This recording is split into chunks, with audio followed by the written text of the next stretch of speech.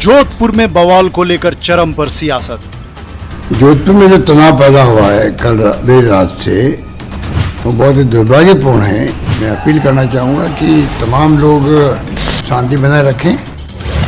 तुष्टीकरण बनाम धार्मिक ध्रुवीकरण की लड़ाई फिर हुई तेज।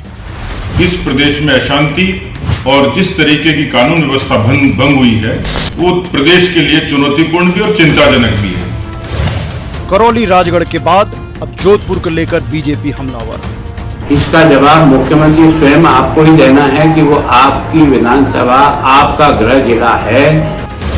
विपक्ष सरकार पर लगा रहा तुष्टीकरण और भेदभाव के आरोप। तुष्टीकरण की ये जो राजनीति है जिसमें भड़काने का काम राजस्थान की सरकार कर रही है, पूरे राजस्थान को मानो तालिबान जैसा बना दिया। बीजेपी के आरोप पर कांग्रेस का प्रत्यारोप।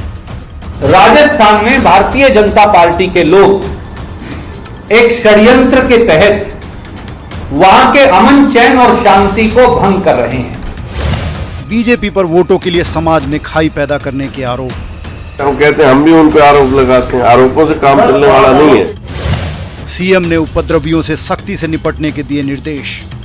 ऐसे कोई तत्व एंटी सोशल एलिमेंट आते हैं तो सख्ती से निपटा जाएगा, ये मैंने पुलिस को निर्देश दे दिए हैं।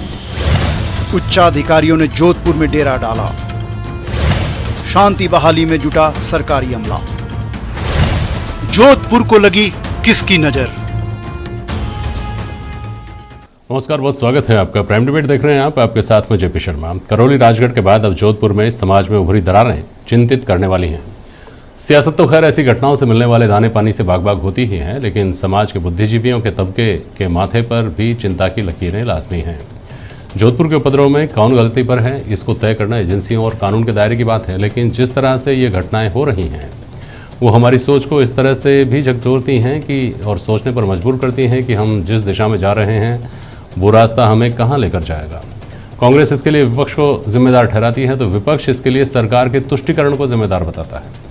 आज प्राइम डिबेट में इस पर बात होगी इन सवालों के जरिए कि जोधपुर की अपनायत को किसकी लगी नजर। जानबूझकर माहौल बिगाड़ने के आरोप कितने सही,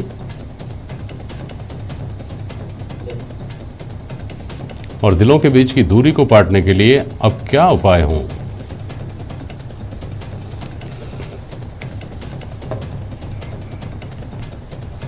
मनीष पारिक साहब हैं हमारे पास, भारतीय जनता पार्टी के प्रवक्ता। कांग्रेस से आर तिवारी साहब हमारे साथ हैं और महेश शर्मा जी हैं, वरिष्ठ पत्रकार हमारे साथ। बहुत स्वागत है आप सभी का। तिवारी जी, एक समाज के तौर पर आपकी, हमारी, हम सब की नाकामी को तो ये घटनाएं बताती ही हैं, लेकिन पुलिस की नाकामी, सरकार की नाकामी, सरकार की रीति नीति की नाकामी, पुलिस की चुस्ती दुरुस्ती की नाकामी, ये सब नाकामियां भी क्या इस समाज की नाकामी घुली मिली में नहीं है? तिवारी जी। जेपी शर्मा साहब, सबसे पहले तो मैं देश के सर्वाधिक लोकप्रिय चैनल के माध्यम से कहना चाहता हूँ, इंसानियत सबसे बड़ी होती है और हैवानियत सबसे खराब होती है। इंसान को इंसान से बांटने की जो प्रवृत्ति इस देश में चल रही है 2014 के बाद में, देश के किसी भी हिस्से में, मैं हाथ जोड़ करके निवेदन करना चाहता हूँ समाज के सभी वर्गों से, शांति ही अंततोगत्वा उसका एक रास्ता है। और मोहन भागवत जी ने खुद ने अभी 4 दिन पहले कहा कि हमको शांति से रहना चाहिए। सही है। और मुझे महात्मा गांधी की वो लाइनें याद आ रही है कि ईश्वर अल्लाह तेरो नाम, सबको सम्मति दे भगवान। हम सबसे अच्छी बुद्धि की कल्पना करते हैं कि हम हिंदू और मुसलमान, सिख, ईसाई में नहीं बटें। धार्मिक त्योहार आज ईद का था, अक्षय तृतीया थी, उसके बावजूद जोधपुर के मारवाड़ इलाके में अगर ऐसी घटना हो जाती तो बड़ी चिंता की बात है। और अशोक गहलोत जो जननायक है राजस्थान के, जिनका आज जन्मदिन मनाया गया 72वां, उनको जब ये पता लगा तो उन्होंने सारे कार्यक्रम रद्द करके वहां अपने उच्च स्तरीय दल को, जो राजेंद्र यादव जो हमारे राजस्थान के गृह राज्य मंत्री है, उनके नेतृत्व में एक होम सचिव को हवा सिंह जो हमारे एडीजी लॉ हैं, हमने उनको भेजा वहां लॉ और ऑर्डर की। सवाल है कि जोधपुर में ऐसी घटना क्यों हुई? करौली से जो आग लगी वो राजस्थान के ईस्टर कैनाल इलाके में ही क्यों चल रही है? करौली के बाद में अलवर, अलवर के बाद में जोधपुर। वो झंडा रात को 12 बजे किसने लगाया, किसने अफवाह फैलाई कि जालोरी गेट के ऊपर पाकिस्तान के झंडे लगा दिए गए। ईद का त्योहार पूरे देश ने आज मनाया है। मेरे को जानकारी मिली है कि वहां मुस्लिम समुदाय के लोगों ने अपना एक चांद का झंडा लगाया था और पाकिस्तान का झंडा नहीं था। ये भारतीय जनता पार्टी वाले भी जानते, पूरा जोधपुर का समाज जानता, लेकिन वहां एक अफवाह फैलाई गई कि पाकिस्तान के झंडे लग गए और पाकिस्तान के झंडे लगने के खिलाफ में उन्होंने जो घर घर जा करके कहा, रात को 12 बजे हजारों आदमियों की भीड़ हो गई, वहां पर तनाव पैदा हो गया। ऐसी जो अफवाह फैलाने का काम है, निश्चित रूप से भारतीय जनता पार्टी के अलावा ऐसा काम कोई नहीं कर सकता, क्योंकि 80 और 20 हनुमान चालीसा, कुरान, कब्रिस्तान, पाकिस्तान, शमशान, इनके नाम पर जब इनको वोट पड़ते हैं तो इनको ध्रुवीकरण में राज करने का मजा आता है। और आने वाले 2023 की जो सत्ता की जो दौड़ होने वाली है, उसमें सबसे पहले मैं एक बात और कहना चाहता हूं। आराम से आप अपनी बात कहिए, मंत्री आपकी पूरी बात मैं सुन रहा हूं और पूरी बात मनीष पारिक की भी सुनूंगा। शेखावत जो जोधपुर के सांसद हैं, हमारे देश के जल संसाधन मंत्री हैं, वो जोधपुर में थे। अरे आग अगर कहीं लग जाती है तो हमको सबसे पहले वहां उसको बुझाने का प्रयास करना चाहिए। सभी दलों को हमको सामंजस्य बैठाने की बात करना चाहिए। ठीक है, वहां पर गजेंद्र सिंह जी या सूर्यकांत व्यास या राजेंद्र गहलोत जो राज्यसभा के सदस्य हैं, उन्होंने कहीं कोई शांति की अपील नहीं की। उन्होंने तो यहां तक धमकी दे दी, ठीक है, कि अगर आपने किसी को गिरफ्तार नहीं किया, एक वर्ग विशेष को गिरफ्तार किया जा रहा है और दूसरे वर्ग को गिरफ्तार नहीं किया, तो मैं वहां पर कर्फ्यू लगने के बावजूद जालोरी गेट पे धरना दूंगा। वहां ये भड़काऊ बयान अब शांति राजस्थान में शांति स्थापित करेगा या शांति को अशांति में मनीष पारिक को सुन लीजिए। मनीष जी बोलिए। जी, अब 2 पुलिस वालों को पीटा है, उनसे पूछ लो भाई किसने पीटा और कौन ने पथराव फेंका है। ये इनकी बर्थडे पे क्या हो रहा है, ये बर्थडे का गिफ्ट दे रहे। और कांग्रेस पार्टी के विचार आपने अभी सुने सारे कि ये इंसान, हैवान और शैतान। ये तो तुलसीदास जी ने पहले ही कहा है, पर हित सरस धर्म नहीं भाई, पर पीड़ा सम नहीं अधमाई, दिखता नहीं है, अधमाई पे उतारू है। और करौली में गिरफ्तार नहीं करते, वहाँ सतीश पूनिया जी को गिरफ्तार करते हैं और वो जो पत्थर फेंकने वाले वो खुले घूम रहे हैं। तो ये तो है ही, आप समझ रहे हैं किस तरह शास्त्री नगर में दंगा हुआ, किस तरह से वाहनों के शीशे तोड़े, एक भी आदमी गिरफ्तार नहीं हुआ। वो महेश जोशी जी वो छुड़ा ले गए उनको, हनुमान जी की मंदिर की डोली तोड़ दी, आ गए भीड़। तो ये तो कर ही रहे हैं। और सबसे बड़ी बात ये है कि इनको यही नहीं पता है कि जिम्मेवारी इनकी खुद की है। ये जिसके लिए कह रहे हैं, जल संसाधन मंत्री जी तो वहां पानी फेंक रहे हैं, पानी डाल रहे हैं, ठंडक दे रहे हैं। आप खुद ही कह रहे हो कि एक समुदाय के लोगों को गिरफ्तार कर रहे हैं, ये नहीं चलेगा। ये आप क्यों कर रहे हो? अरे हम क्या कर रहे हैं? आपके लिए हिंदू, मुसलमान, सिख, ईसाई सब बराबर है, कानून के शिकंजे में सब आएंगे, भाषण भाई सब आएंगे। अरे रुको, शासन तो होता नहीं है, भाषण दे रहे हैं। आप ये पूछो कि ये मंदिर किसने तोड़े, तो कहते हैं अब आपने ही तोड़े। ये भीड़ किसने बुलाई, ये भी इन्होंने बुलाई है। तो रामनवमी पे 144 की धारा लगानी पड़ रही है, इस्तीफा देना चाहिए ना आपको।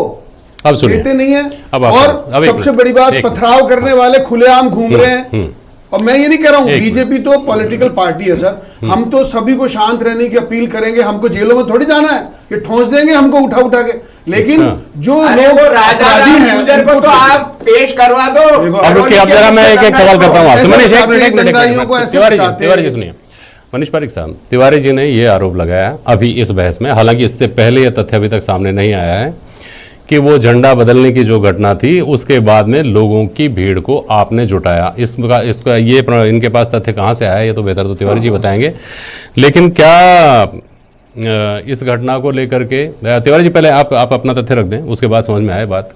कैसे बात ये कह रहे हैं आप कि इनके लोगों ने जुटाया, इनके लोगों ने लोगों तक ये मैसेज पहुंच पाया? तिवारी, पाकिस्तान के नाम पर इस देश में अगर कांग्रेस को के नाम पर कांग्रेस को अगर मुसलमानों की पार्टी बनाने का अगर श्रेय तो भारतीय जनता पार्टी के लोगों को है। अरे अगर वहाँ ईद का झंडा लगाया गया, चांद का झंडा लगाया गया, रात को 12 बजे हजारों श्रेय अगर भाजपा को है तो फिर नाकामी किसकी है? अगर श्रेय भाजपा को है तो फिर नाकामी किसकी है? इस पे तो आगे आऊंगा अभी मैं तिवारी जी, पहले तो ये क्लियर हो जाए। हालांकि एक मिनट महेश शर्मा जी, इस तरह की कोई भी घटना अगर होती है उसमें समस्या ये होती है कि हम अपनी अपनी सहूलियत के हिसाब से कंक्लूजन पर जंप कर जाते हैं, अपने हिसाब से तथ्य गढ़ लेते हैं, अपने हिसाब से दावे हो जाते हैं, और जो सत्य है वो तो पता नहीं क्या कब सामने आएगा। एजेंसियों की जांच होगी, वो चीज़ें कानून के दायरे में पहुंचेगी, वहाँ से क्या बात निकल कर आती है क्या नहीं आती है, बहुत आगे की बात है, लेकिन तुरंत कंक्लूजन पर जंप कर जाते हैं। तिवारी जी जो बात बता रहे हैं मेरे लिए नई है, आपको भी इस बारे में जानकारी होगी, वहाँ क्या हुआ था क्या नहीं हुआ था, महेश शर्मा जी? देखिए, जो बात ये आ रही है कि वो झंडा किसने लगाया क्या लगाया, ये आरोप प्रत्यारोप राजनीतिक है, वो तिवारी जी को ज्यादा मालूम या मुनीष जी को ज्यादा मालूम। मैं तो एक सीधी सी बात ये कह रहा हूँ कि सारा लक्ष्य जिस तरह से, एक तो ये ऐसा जो कृत्य हुआ वो निंदनीय है, समाज को बांटने वाला है।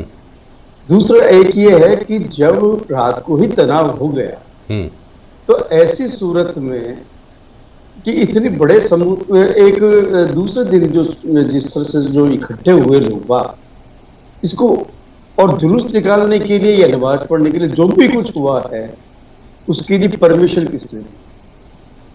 परमिशन देने के लिए जो जिम्मेदार है, या तो अगर मान लीजिए शांति समिति की बैठक हुई और शांति समिति की बैठक है तो जब ये मान के चलिए कि हर एक व्यक्ति का इंडिविजुअल रूप से अपना मतलब उसकी मनोविज्ञान होता है और भीड़ में एक अलग से ही मनोविज्ञान हो जाता है। ऐसी सूरत में जब ऐसे मालूम है कि हिंदुओं का भी पर्व है और मुसलमानों को भी पर्व है, और जब सब लोग इकट्ठा होंगे, जुलूस निकलेगा, नमाज पढ़ेंगे, तो एक समुदाय विषय दोनों ही मतलब क्या कहते हैं भड़कने की संभावना हो जाती है। ऐसी सूरत में क्या उस समय परमिशन या इस तरह का जनता कर्फ्यू नहीं लगाया जा सकता? स्थिति को संभालने के लिए दोनों वर्गों को बुला करके भाई न तो आप जुलूस निकालेंगे और न आप मतलब क्या कहते हैं वहाँ इकट्ठे होकर के नमाज, जहाँ आपको पढ़ना है तो मस्जिदों के दायरे में रहे और या अपने घरों के अंदर पढ़ लें, राज्य क्योंकि यहाँ का वातावरण होगा। अब आता है कि ये ऐसा हादसा क्यों हुआ, किस लिए हुआ? इसलिए इसके पीछे मोटिव जो मुझे जो लग रहा है वो मुख्यमंत्री को टारगेट बनाया गया था, क्योंकि आज उनका जन्म दिवस भी था। ऐसी सूरत में और गृह विभाग की जिम्मेदारी भी उन्हीं की है, तो ये एक राजनीतिक रूप से प्लस वहाँ जो अपने पक्ष में माहौल बनाने के लिए वोटों को ध्रुवीकरण को लेकर के इस तरह को लेकर के एक नेता के व्यक्तित्व पर किसी तरह से लांछन लगे, इसकी ओर भी ये प्रयास हो सकता है। और इस तरह की मतलब क्या कहते हैं चीज पे भी घटना की जांच होनी चाहिए कि ऐसा क्या कारण था कि जन्म दिवस पर ये टारगेट बनाया है। तो ये मैं ये नहीं कह रहा हूँ, मैं ये कह रहा हूँ कि वोट एक को सत्ता में वापस होने का इतनी चिंता सवार है और एक को मतलब सत्ता खोने का मतलब क्या कहता है ना उसका गम, ये गम होने का, ये सारी जो चीज आ जाती है तब एक आम लोकतंत्र में एक जो लोकतंत्र जिसका एक मत के छीना झपटी के लिए या उसे ध्रुवीकरण करने के लिए ये सारी चीजें होती है, ये हमारे लोकतंत्र के लिए ठीक नहीं है और देश की एकता को ये प्रभावित करती है घटनाएं। और जो जैसा कहा जा रहा है कि इस मामले में जांच हो रही है और जो दोषी लोग हैं उनको जल्दी से जल्दी मतलब क्या कहते हैं गिरफ्तार किया जाएगा, जो भी कुछ होगा। ये सोल्यूशन नहीं है, सोल्यूशन है कि घटना से पूर्व हमने वो ऐसे क्यों नहीं निर्णय लिए, Exactly. ये एक माहौल ही घटना से पूर्व हमने सतर्कता क्यों नहीं दिखाई। अब आपने कहा महेश जी ने कि एक दिन पहले रात को जब झंडे का मामला हो गया था तो दूसरे दिन की घटना को तो टाला ही जा सकता था ना, होना तो ये चाहिए था तिवारी जी कायदे से। आप कहते हैं करौली में भाजपा के मंसूबों की वजह से हिंसा हो गई, राजगढ़ में भाजपा की वजह से ऐसा हो गया, उसके बाद में जोधपुर में एक घटना का ट्रेलर हो जाने के बाद भी अगले दिन घटना हो जाती है अगर, तो फिर ये एजेंसीज की नाकामी कैसे नहीं है? तिवारी जी, मैं स्वीकार करता हूं जेपी भाई आपके इस प्रश्न को, बड़ा मार्मिक प्रश्न है। जब रात को इतना बड़ा घटनाक्रम हो गया था तो फिर वहां की पुलिस ने क्या किया, और इसीलिए जननायक अशोक गहलोत जी ने अपने जन्मदिन के सारे कार्यक्रमों को रद्द करके राजेंद्र गहलोत जी के नेतृत्व में एक उच्च स्तरीय हमने वहां भेजा है। वहां जांच का विषय होगा कि पुलिस की नाकामी थी या नहीं थी। लेकिन फिर मैं कह रहा हूं कि भारतीय जनता पार्टी का 80-20 का जो बाबा योगी ने देश के अंदर नया फार्मूला पैदा किया है, 2023 के आने वाले चुनाव में इनके मुख्यमंत्री पद के लिए अलग अलग चेहरे नजर आ रहे हैं। गजेंद्र सिंह शेखावत में एक प्रमुख रूप से। चलिए, आपका कहना ये है इलाके में कभी ऐसी घटनाएं हुई ही नहीं, अचानक ऐसी घटना होकर के आपका कहना यह है कि भारतीय जनता पार्टी का सुनिए, आपका कहना यह है कि भारतीय जो आपकी पार्टी का बार बार कहना है कि भारतीय जनता पार्टी के 80-20 के 90-10 का जो एजेंडा है उसको अमली जामा पहनाने के क्रम में ये घटनाएं एक एक करके होती जा रही हैं। पहले मनीष पारिक की प्रतिक्रिया ले लूं, फिर आपके पास आता हूं। बोलिए मनीष पारिक। बात ये आप समझ रहे हैं, नाकाम तो है ही, ये खुद ही कह रहे हैं कि हमसे हो नहीं पा रहा, इस्तीफा दो। ये अभी कौन यादव साहब का नाम सुना मैंने पहली बार, वो गृह मंत्री हैं कोई राजस्थान के, इस्तीफा दो, आपसे होता नहीं कुछ और सुबह पहले आ जाते हैं। इसका कारण ये है जेपी साहब, जो दुष्ट हैं, जो दंडित होने चाहिए, वो खुले घूमते हैं, मंसूबे बढ़ते हैं, तो उसके कारण पकड़ में नहीं आते। महेश जी भाई साहब ने कहा, उनको भी क्या है, दोनों पक्षों की बात रखना मजबूरी है और यही मजबूरी इस मुसीबत की जड़ है। दंडित आदमी बच जाता है। इनको आप पार्टी से चिंता हो रही है, आपको बता रहे हैं ये सारा जो है भाजपा प्रायोजित है, ये सिलसिला है। निवेदन कर रहा हूं, 3 नाम सामने, मुसलमानों के वोट किसको चाहिए, फिर एक सिटी का नाम, मुसलमानों के वोट चाहिए। आप पार्टी से डरे हुए हो, आप पार्टी वोट नहीं ले जाए मुसलमानों के, इसलिए चिल्लाओ जोर जोर से, तुमको खुले छोड़ दिए, तुम मजे करो, तुमको गिरफ्तार नहीं करेंगे और भारतीय जनता पार्टी से डरा दो, तो फिर वो सब लोग अभी आपके जननायक जी के उसमें आ जाएंगे और फिर आप चुनाव जीत जाओगे। मुसलमानों के वोट हमको थोड़ी चाहिए। अभी अगर दम है तो चुप होकर बात करो ना, सीधा सीधा नगर परिषद का प्रस्ताव, किसका प्रस्ताव था वहां पे, गौरव पथ का प्रस्ताव था, आपने वहां पे उसको नक्शे के नाम पे तोड़ा, आपके सस्पेंड किया अधिकारी को तोड़ने वाले सस्पेंड कर रहे हैं और कह रहे नगर निगम की गलती है। अरे प्रशासन है तमाशा, आप लगे हैं तुम्हारे को या परशुराम जयंती के झंडे उतारे, ये झंडे तुम्हारे सर पे खड़े हैं, याद रखना। ये परशुराम भगवान को लाइट मत मारना, ये समझ गए आप मूर्ति के झंडे पाकिस्तान के झंडे लगा रहे हैं, हम कहेंगे पाकिस्तान के झंडे लगा रहे हैं, देवता नहीं है परशुराम जी, सड़क को छोड़ने के नाम पर आप लोग फैसला करते हो। की हद होती है, प्रशासन चलता नहीं है, जबरदस्ती लोगों को बचाने के लिए वोट, 2 टके के वोटों के लिए जो गिराया आपने अपनी इज्जत, अरे मतदाता माई बाप होते, 2 टके का नहीं है, आप पार्टी से डरे हुए हो, मुसलमानों के वोट आपकी मजबूरी है और आप यहाँ पे बदतमीजी कर रहे हो, आप बदतमीजी कर रहे हो। एक मिनट शर्म आनी चाहिए।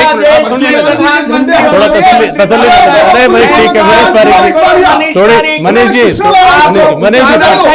जी पानी पी लीजिए। मनीष जी काफी हो गया। आप तिवारी साहब सुनिए, तिवारी साहब, अरे तिवारी जी मेरे सवाल का जवाब दीजिए ना, सुनिए। पारिक साहब अशोक गहलोत के नगर में पूछो उनसे, अगर ताकत है तो बयान कराओ उनका, गिरफ्तार कराओ। हो गया? आप सुनिए, एक मिनट सुनिए।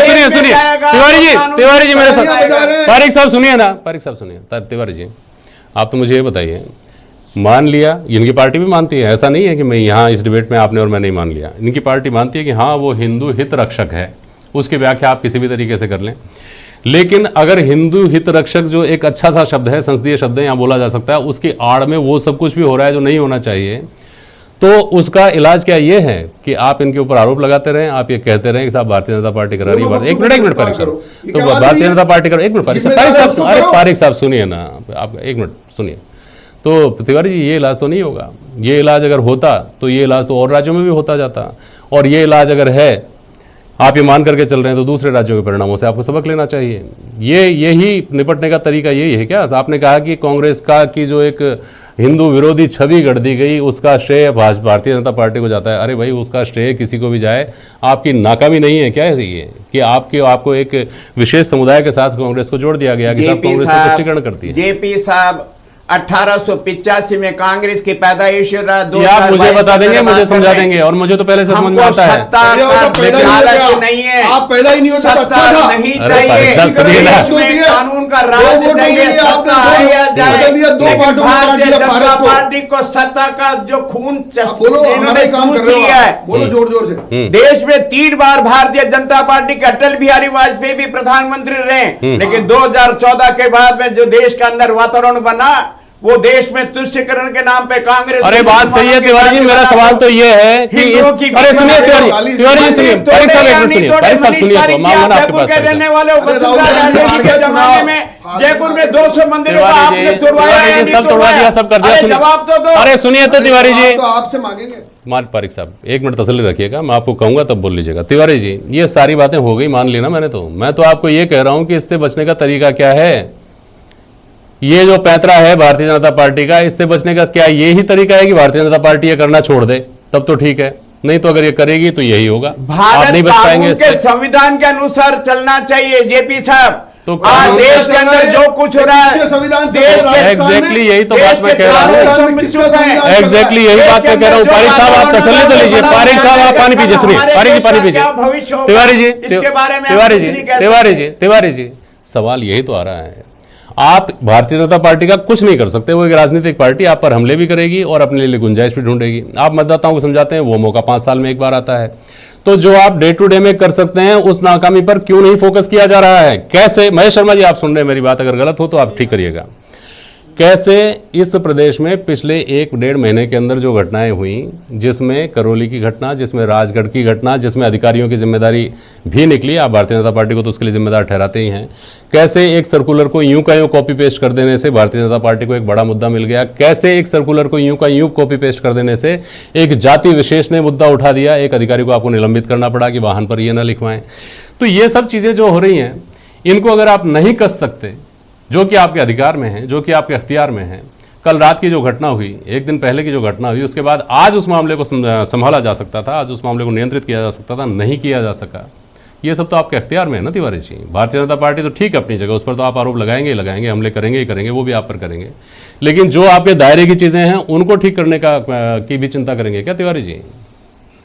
मैं फिर कह रहा हूं, अशोक गहलोत जी ने उच्च स्तरीय हमने समिति गठित करके भेजा है, जो भी कुछ आज प्राथमिकता ये है कि जोधपुर में अमन और चैन रहना चाहिए। जोधपुर में भारतीय जनता पार्टी के नेताओं को और कांग्रेस के नेताओं को आपस में सौहार्द के साथ, ये आदर्श की बातें तो बहुत अच्छी हैं, ये तो सब बोलते हैं, ये तो सब बोलते हैं, कौन दोषी ये आदर्श की बातें तो सब बोलते हैं, फैसला तो अब असल मसला तो ये है कानून के। तिवारी जी अब सुनिए, अब एक मिनट सुनिए, अब ठीक है तिवारी जी सुनिए। महेश शर्मा जी, करौली जब हुआ किसी को पता नहीं था कि राजगढ़ में भी कोई बात होगी, राजगढ़ जब हुआ तब किसी को ये पता नहीं था कि जोधपुर में भी कुछ होगा, आगे पता नहीं कहाँ होगा।